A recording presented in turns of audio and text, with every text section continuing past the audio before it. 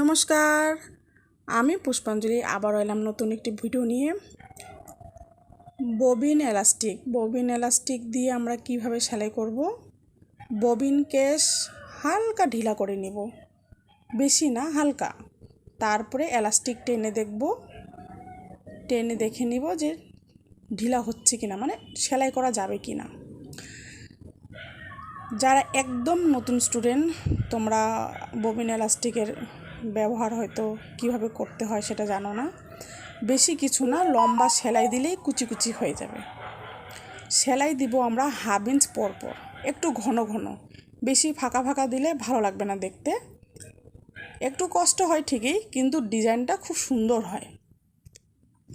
এটা মিশোতে বা যে কোনো অনলাইন দোকানেও পাওয়া যায়। বললেই হবে যে ববিন এলাস্টিক, আর সেটা দিয়ে মানে ডিজাইন দারুণ হয়।